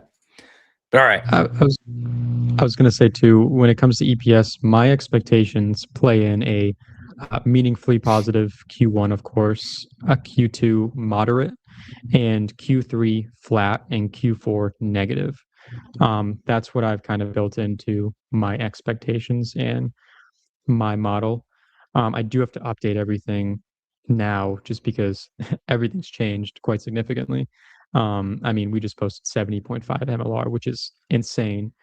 And then for the two things that I did want to mention, first for prior period developments, there were a couple states that had negative developments of 85 million for which impact risk adjustment. And there were some states that had positive developments, which they're choosing not to recognize because they don't want to recognize something until the actual report comes out. So there is a little more potential upside in the risk adjustment as well. And then actually more so two more. One small thing is they picked up auto assigned members from another competitor who exited, which also probably fueled a little bit of their growth towards the end of the open enrollment period, I'm assuming. But also on the ACA subsidy note, they had mentioned quite specifically, and they kind of called out a few of their competitors, is that the competitors hesitated and assumed that ACA subsidies might be extended. Meanwhile, Oscar put in the work when and assumed that they would not be extended because they don't want to take that risk of playing a 50-50. And because of this, when open enrollment period actually started, the growth trend was a straight line up because their brokers were actually ready compared to these other competitors. So I thought that was a very interesting thing. But another note was actually on morbidity. And the risk adjustment was higher in Q1 because they wanted to be more accurate and align with prior actuals. So they would actually be a little more conservative on that end because they saw a similar trend in morbidity in regards to risk adjustment. They wanted to showcase a similar trend from 2025, so they had risk adjustment higher in Q1 2026 because they don't want to run the same situation in 2025 where they had 11% accrual and then see a massive wipeout of all their earnings throughout the year. So they factor that in. But another question is if 2025 never happened, if 2025 never happened, would this mean that the Q1 2026 MLR would have actually been high 60s? Because if their risk adjustment wasn't accrued at 24%, and let's say they were a lot more conservative and put it at, hey, let's say 15%, kind of a similar trend to 2025, they would have posted 68% MLR. And that's kind of crazy to think about. And it's also very crazy to think about that even with 24% risk adjustment accrual, they were able to post a 70.5% MLR. Like, that's just insane. And that's very crazy to think about. Real quick, AC. If they sell this thing back into the 18s, if they sell Oscar back into this resistance, I am about to buy stupid amounts more of this company. It's like people don't realize, like, if earnings confirm everything that you've been talking about, your conviction, your bull thesis, I do believe it is okay to buy after earnings. It's kind of like sitting there and saying, okay, I really think this is going to happen, but earnings are scary because it could not happen. They can miss. They could be interpreted the wrong way. The stock price can fall.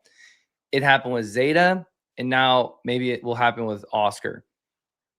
If they crush it and then they fall, but the initial reaction was like 10% up, you just got to realize that Wall Street might just want to bring down the price and then get into the stock before it starts running again. And you also have to realize, like I've been talking about, that the stock is up now 83% in like a month. 83% in a month off these lows. So a cooling off period or something, I wouldn't mind it. I would be loading up more, especially now you have earnings out of the way and you have confirmation bias, right? You have confirmation of great earnings and they're doing what they said they were going to do. They said they're going to get back to profitability in 2026. They come in and did 87% surprise on EPS. If people want to nitpick this revenue number, by God, let them. Let them. If you start debating someone in your comments, or AC, I'm talking to you too, like if someone starts talking about revenue, just be like, yeah, man, the revenue is terrible miss. You should sell your shares. Let them sell. Everybody can Short just it. sell their shares that they want to. Go ahead, crash it back Short down. it. Yeah, short it. Crash it back down to 16s. Bring it back down. Let it rest for a little bit. I don't care. Go ahead, do it. I will buy more leaps because the time to sell was before earnings if you believe that if it was just a trade. Now, after everything and how great they just did, if you're going to sell it now, I mean, if it's a trade, cool. But like, dude, like they just confirmed everything we were hoping for. Like, sell it off, please. Please do the same thing that you did with Zeta. I would love that. Oh, Because yeah. I would just buy more, man. Like it's absolutely insane. Yeah, do they already have the guide? Next quarter, they're saying 23 cents of EPS, 4.78 billion in revenue. Yeah. I don't know about you, man, but like honestly, I could care less about the revenue. Like the fact that they're gonna do 18 billion plus for the full year, I mean, I'm good. Like and that's the thing people didn't realize last year either. They were like, oh, the revenue missed big, and like, but they guided higher. I don't know. What do you think about I really don't. I don't want to say I don't care, but like I care more about the profitability because they're making a bunch of revenue. They're making more revenue now, a lot more. Now I just care really about the bottom line. Let's see the bottom line. Let's see that continue to grow. Let's see EPS, net income, free cash flow continue to grow. That's what really matters to me. Based on the revenue guidance that they have given in every Q4 earnings call for the last 5 years, minus 2023, which was their 1 year that they lost members, they have beat guidance on a full year basis. So this is based off Q4 of the prior year's earnings. First off, I just want to re-highlight that. Yeah. So I do think on a full year basis, they're going to be in line or above. And I think their assumption on risk adjustment is smart, because what this is going to do is this is going to allow them to have margin expansion throughout the year. If the weekly reports come in positive and risk adjustment is better than expected, the Q4 earnings could be break even or just barely negative rather than notably negative. And what we've typically seen is that Q4 tends to be pretty negative, negative or break even. And, if we see, let's say we see $1 in EPS in Q2, and then in Q3, we see a slight uptick, maybe 10 cents EPS. You're at, what is that? 207 plus $1, 307 plus 10, 317 in EPS. And then $1, let's they're say, basically forexing their what the estimates have at 23 cents. yeah. Oh man. And then in Q4, if we end up seeing a negative hit, which is expected, let's say 50 cents, that's still way notably above anyone's expectations. That's Yeah. around, what is that, 377? 277, I mean. So I just think the market's completely oblivious to what I think is coming. Look, we I already got the think, numbers updated. My gosh, dude. It's always nicer when you have the charts and you just like see the numbers instead of like doing the calculations yourself off this, right? You can run the calculations off this, but it's just nicer when you see a nice visual, right? Oh yeah. 56% free cash flow margin for this quarter. 56. Look here. I'll make it easy for everybody. Check it out.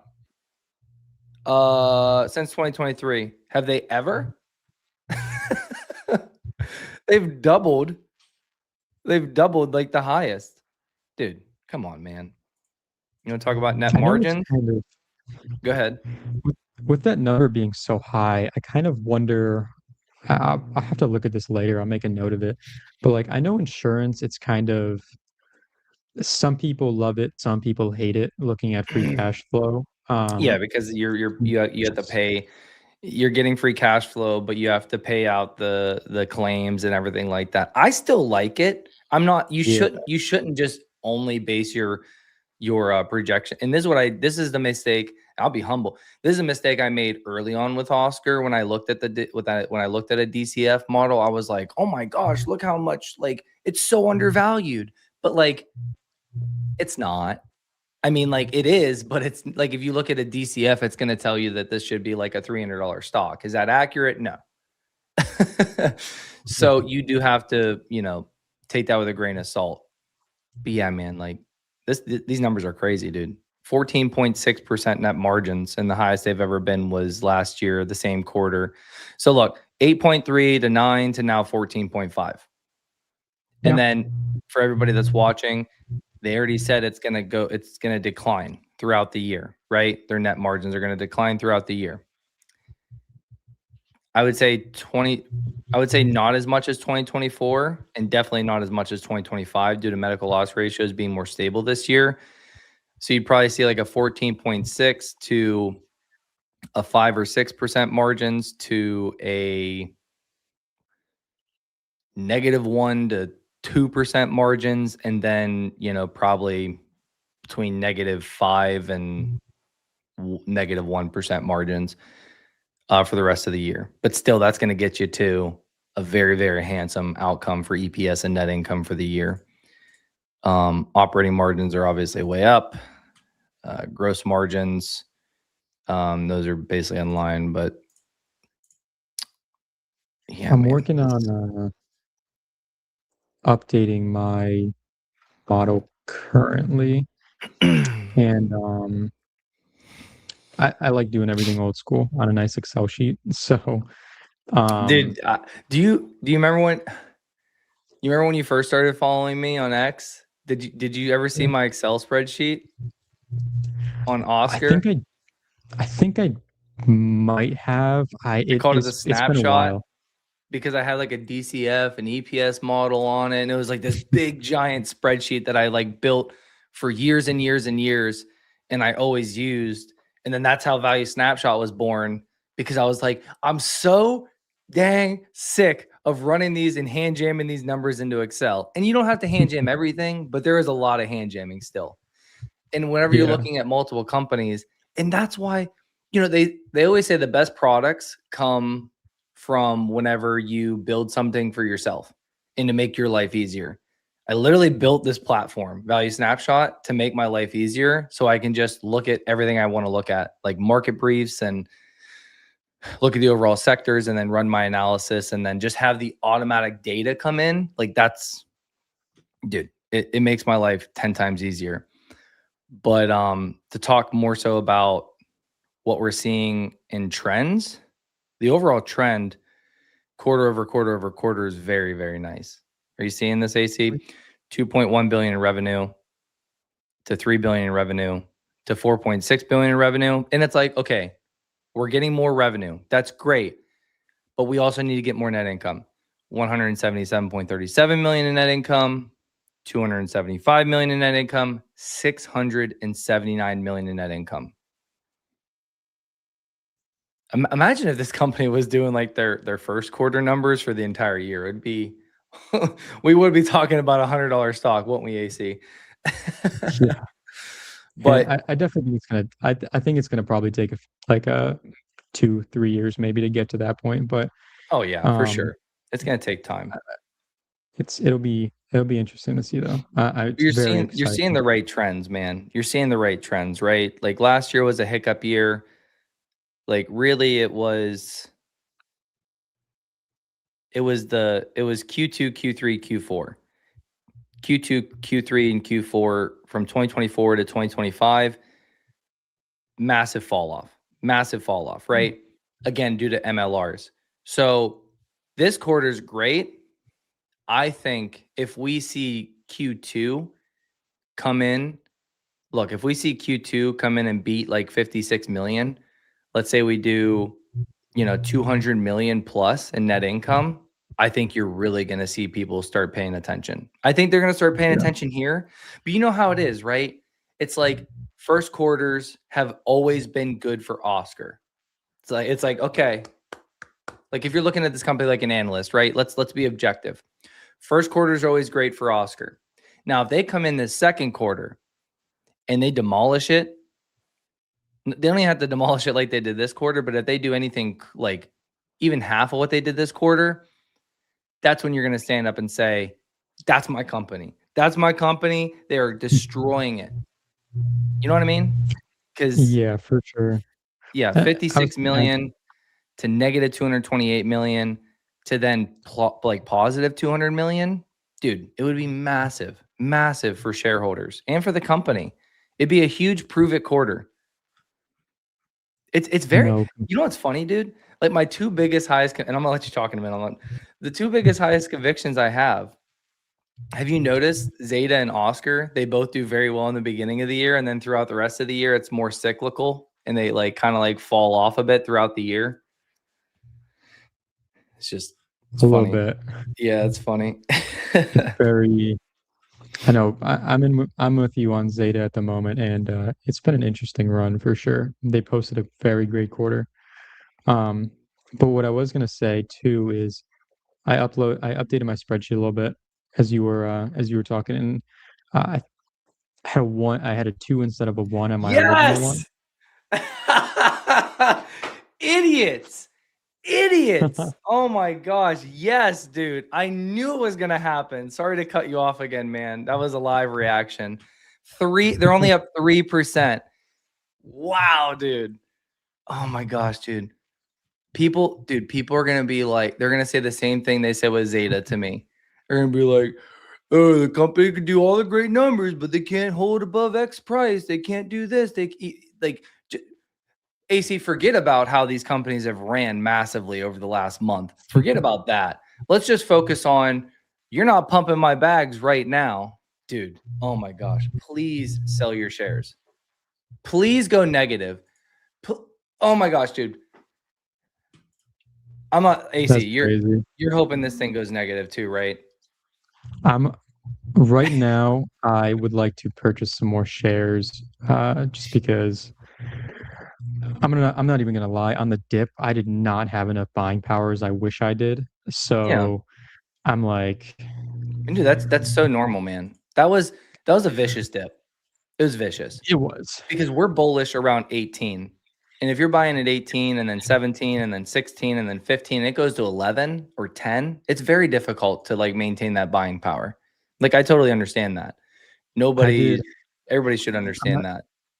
I'm not even gonna lie. I did let's say out of 100% buying pie, I did about 65% by the time we hit 13, and I put like that last 35% at like 12, and between 10 and 12, more so towards the 12. And I'm just That's really like, good though, man. That's really good. I mean, 13s on this company. I mean, that's really good. So, I mean, yeah, it's not going to go from 18 to 13. Yeah. Go ahead. I was gonna say on a full year basis, I uploaded my Excel sheet while you were talking a little bit, and I have $2.11 for full year EPS. Let's pull it up. And that implies a 79% MLR and 15.5% SG&A for Q2, 84% MLR and 16.2 Q3, 89% MLR and 16.4 SG&A for Q4. Did you upload it to X? Oh no, I can send you a picture though.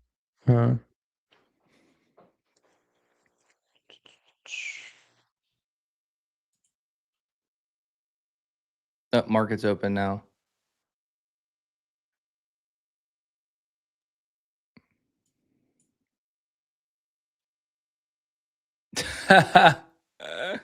Oh man. All right, we're back to 10% up. You Really? had like a millisecond to buy it at 1781. Oh my gosh, my P&L chart is so vicious. Yeah, It's dude. like a sharp needle down and just it always amazes me. I sent you my screenshot as kind of my Where'd you send it at? I put on X. Okay. Let me pull it up over here. Keep these people out my DMs. I have to update some minor things, but that is pretty much what I have it as right now. All right, yeah. So you're gonna see a pop off earn or off open. So we just opened up. You're gonna see a pop off open because people put their buy orders off the open. So their buy orders are getting filled right now. I would probably assume that you're gonna get this push up, and then because of the way it was going right before market open, it probably does come back down here to like low 18s, high 17s, in my opinion.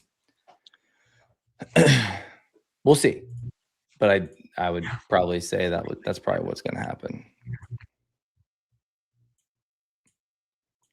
And I know some people are going to be like, "Why are you rooting for your stock to go down?" I want to buy more, dude. Like you get confirmation bias of us doing as well as we did, and then you get to buy more after. It's like the same thing with Zeta.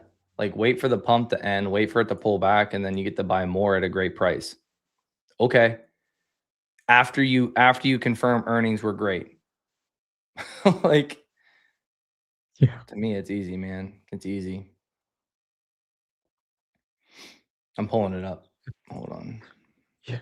It's always crazy to wake up on these earnings days because I'm like trying to keep up with the comments I have in my section. And it's like in the mornings of earnings days, like I have so many comments and likes that I'm trying to get back to. And I didn't leave my phone this morning for like an hour and a half straight. I'm like, oh my gosh.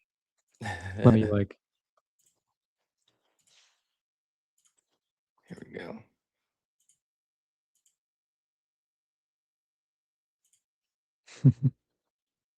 There we go. All right. Talk to me, Goose. all right, this is my little Oscar forecasting track sheet. I achieved the full 20% risk adjustment with this as well. I updated that, having it around 20, just about 24%. I rounded it up 0.1% for Q1. I did this on a monthly basis too, just to anticipate the churn that is kind of been anticipated of 1 to 2%. So I have a 1.5% monthly churn, which was talked about in Q4 2025. I put that at the midpoint, especially now because we've been seeing strong member retention. That's kind of my expectation. I do expect this to be on the lower end though, just to um, more so towards that 1%, maybe like 1.25%. But essentially, on this is kind of where my EPS calculation comes in and what I think is going to happen. I have to update on that screenshot. I have to update the members, but I do expect full year revenue to be just over that 18.7. And that's going to be mainly fueled by the fix in risk adjustment. I'm going to have to redo my analysis on miscellaneous revenue as well, because I do believe it actually came in a bit higher in Q4s. But essentially at the bottom, you'll see my EPS calculation. And when you sum that up, it ends up coming to $2.10. And, $2.10, when you're looking at a price prediction standpoint, it's nowhere where these analysts are exactly anticipating right now. Even as Ronnie had mentioned, like Q1, some analysts were expecting as low as 0.80, some were expecting 1.10. And I made my video yesterday and I was like, we're seeing at least 1.6, 1.8, somewhere around there. And then we saw 207. So I do think it's going to be a big beat and raise situation from a profitability standpoint. I will say from a revenue standpoint, I do think we're probably going to be on the lower side of that on a full year basis, unless we get to see some more prior period positive developments. I do think the low end of the guidance is anticipating, a higher risk adjustment, about that 20% standpoint. Um, I'll take that over the 210. Yeah. I will say, just based on seasonality, Q1 and Q2 are most likely going to be positive. Q3 is going to be break even / barely negative, and Q4 is going to be more so on the negative end. And it's just typically what we see. I did want to kind of do a quick, like, fun analysis, just comparing it to 2024. 2024, we had 74.2, 79, 84.6, and 88.10. Like, if we even swap that Q4 number, drop that a little bit lower, we're seeing almost 4% operating margins. Swapping that for 88.10, what we saw in 2024, you have 3.78%. One thing that I am kind of wondering is, if risk adjustment is expected to go down throughout the year, if we see risk adjustment steadily go down, and just for the case of this situation, I put it in. I put it in as 20% in Q2, 18% in Q3, and a 17% in Q4 to get a full year 20%, just by using the spreadsheet. And what it kind of puts me in as is, when you're looking at this situation, is this is going to impact the MLR equation as well, and it's going to raise the net revenue, which is the denominator of the MLR equation, because from a high level standpoint, it's essentially medical costs over net revenue. And if that's going to skew the denominator further from the numerator, it kind of puts you in a situation as MLR just going to continue being low throughout the year. And, maybe that close to 5% margins, maybe we end up seeing somewhere closer to, 4% margins on a full year basis, because 14.3% operating margins in Q1 2026, that's going to be a major pull to the downside, which or a major pull to the upside in operating margin percentage. So I will say, on a full year basis, it's going to be very interesting. Especially last year was 87.4, 86%. Oh yeah, dude, from an EPS standpoint, absolutely murdered in Q4 or Q1 2026. They're at 6% up, about $19 now. Dude, they continue to sell off Zeta. It's so funny, dude. Oh man. The only thing I don't like is on Zeta, I do have some September calls, not September, December, or what is it? No, it is December. September. What's your call? What's your strike? I have a September at $25. I think you'll be fine. That is my lowest. That I would say that was my highest risk contract at the moment. Everything I think else you'll be is fine. I have some $25 calls for January 2027. I know I have a little bit more time, but did you see it? Did you see the comparison? I know we're talking about Oscar. Did you see the comparison of Iren and Zeta that I did? Oh, from a technical standpoint? Yeah. I did see that. It does look pretty clean. It's just funny. So Iren, right? Everybody was hooting and hollering here. And then Wall Street sold it down last week, 10%. And then the real move happened this week, 28%. So it's crazy. Typically when you get this, it's like, okay, everybody's in, Wall Street wants in, so they drag it down to the depths. And it actually went lower than that 10%. It went down dude, from here, it went down like 16%. So they shake everybody out and then they send it. Oh yeah. Look, I don't know if they're going to do the same thing with Zeta, but I've been talking to Nick. I have the strongest gut feeling that is what they're doing here. I have the strongest gut feeling, man. Like, run it, earnings, drag it down, sell it off, and then next week we fucking start ripping. Excuse my language. Might be wrong. But man, like, it looks so similar. And then like you look at the indicators and I don't know, man. It looks really good, really good. But getting back to Oscar, one last comment on that. I was going to say Zeta right now is kind of my wheel baby. It's I basically run like a modified wheel strategy on it. So good. all my money's IV's been being high. I was yeah. telling everybody, dude. I don't know if you watched the pre-earnings or the earnings or anything. I kept telling people, stop buying calls in this thing. Do not buy calls in the earnings. The IV was so high. Oh yeah. And now, anybody that didn't listen, anybody that bought leaps like that the last few weeks in Zeta, anybody that bought short dated calls, they're cooked.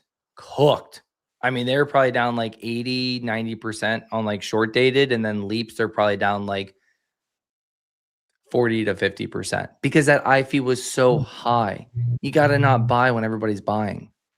Sometimes it works out, but a lot of times it doesn't. Like Oscar's IV was high too. And I've been saying the same thing. Don't be buying calls into this earnings. And this is why I also think that them being up 6% right now, dude, Wall Street plays games, man.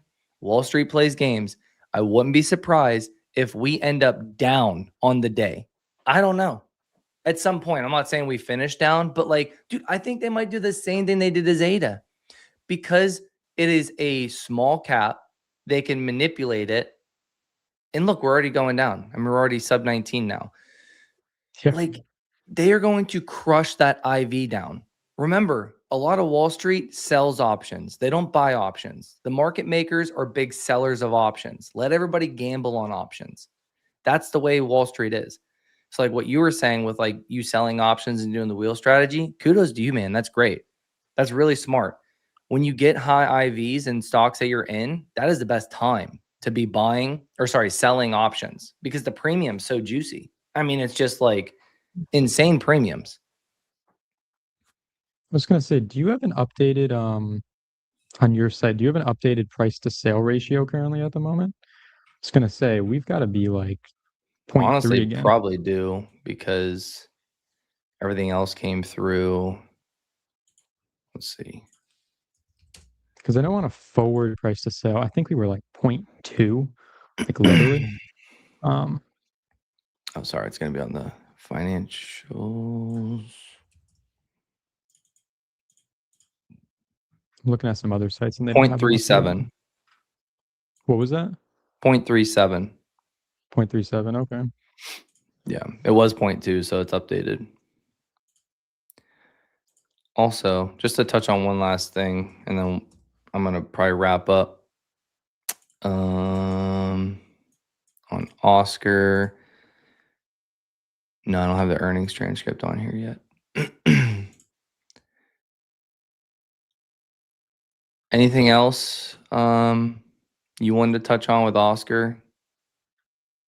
I guess I'll just leave it off at this. They had if you watch the Ivy interview, one of the recent interviews on Ivy, Marcus said like we look at the way that they kind of develop their strategy is we have a 3-year outlook, 3-year operating plan, and we assign individuals to each aspect of how we're going to achieve that operating plan. And that's exactly the execution we saw here. And it was tremendous execution. And while others were asleep at the wheel, contemplating if they were going to create more customizable plans and if the ACA subsidies would expire or not, Oscar was like, we're going to assume the worst case. So then no matter what, we end up with the best case. And that's exactly what happened here. Yep. I agree. Oh, there we go. Now we're down. See? Man, I know my technicals, dude. We're down back to 3% up, down to 1855. What did I say? I said people place their limit order. People are sitting there listening to us or whatever. They saw the earnings. They were like, oh my gosh, Zeta or Oscar beat big. They sit there and they say, okay, market order. I'm going to buy 10,000 shares. I don't know if you're like that, but if you're like that, man, good for you. I'll buy 10,000 shares on the open. And then what happens? Off the open, stock price runs up. But pre-market, it told you, because we were already up 10%. I think 15% at one point. And then right before market open, we got all the way down to 3%.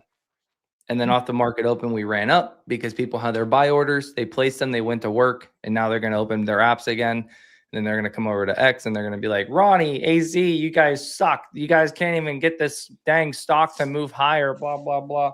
Like, okay, dude. I was going to say too. You're seeing Wall Street games, man. You're I seeing was Wall gonna Street say games. 2% up. I was going to say I sold cover calls at 21.5 and 22 just because the IV was through the roof on some of these contracts. I was like, sweet, I'll take a free $150 for a few hundred of my shares. I was like, it Yeah. typically ends up being what happens, especially with these, small caps. They get manipulated until retail starts selling, and then it goes crazy. I don't know if you're familiar with the like the retail trends on Robinhood, but while Oscar went on that like near 100% run from like tens to getting close to 20, Yeah. retail was just red selling across the board. It was pretty You mean on the way it's just down? how things work. Yeah, they were You said on selling the on the way way down. down. They're Yeah. just selling stuff. Yeah. That's what Oh happens, yeah. man. Yeah. I mean, that's what happens, man, because people don't have conviction. Because people are just listening to me or you or anybody else, and they're just sitting there like they hear us say it and they expect it to just go gangbusters immediately. Which, I mean, it depends when you bought it. If you bought Oscar a month ago, you're up like 70, 80%. If you bought it, if you're fully in at like 18, then you're slightly up. Yeah. If you bought it at highs at the top of the range, then you're down. Yeah. I like every time, Long-term anytime. investing. They call it long-term investing for a reason. I mean, I sit here and talk about technicals and everything, but I mainly talk about the fundamentals and where I see Zeta, Oscar going in the long term. I can't control the price action. I can't control what it does in the short term. Nobody can. But I will say this, based on Zeta and Oscar's earnings and where they're at, I do believe by the end of the year, they are a lot higher than where we are now. It's just, you got to realize weak hands are going to sell. Wall Street will buy their shares, and then they'll start pushing the stock price up higher. And also, everybody's so infatuated with semis and everything right now. So everybody's selling whatever they can to go buy more semis. Do I agree with that? Heck no. You might get a little bit, but I'm going to say this for anybody out there that's listening. If you're not in semis right now, you missed it. You missed it. It could go higher. But man, like your risk is through the roof compared to the reward. So, but yeah, I think that's a good spot to stop it. We're already back up to 4% up. I'm gonna probably set some limit orders around that low, around like 17, probably like 1790, 1795. I'll set some limit orders to buy more. Yeah, but until after that, I do think now people were like, what are you talking about? El Resistance and blah blah blah. Like I do think we could reject here and then come back down and have a significant pullback down to like the 9 EMA on the weekly. We could pull back into the 16s. I don't think anybody's ready for that. Like bullish wise. But we ran a lot, man. We ran a lot. So I think if you pull back, for me, I think it's a great buying opportunity. I'll be buying and then riding it to the top of the range. I do think we get to at least the top of the range this year, like 23, 24. I do think that. I think higher, but it's so dang hard to know when we're going to finally break out of this range, man. Because we rejected off that top like 3 times now, almost 4. It's tough. But said the same thing with Zeta. The fundamentals keep going up. The fundamentals keep getting better. Just focus on that, not the price action, because the price action is going to price action. But great earnings. Good to join you. Good to be on here with you, man. Yeah, that's all I got. They crushed it, man. They crushed it, and let people think what they want. But they just had a statement quarter, and now it's just let's keep building on that for the rest of the year. As long as they do that, then more and more people are going to realize that this company is a beast, and it's very, very undervalued. Exactly. Yeah. All righty. Cool. Well, all right, guys. I took the morning off so I could be here for such incredible earnings. Now I got to go back to work. Awesome. Well, have a great day, AC. Have a great day, everybody. We'll catch you guys next earnings. Take it easy.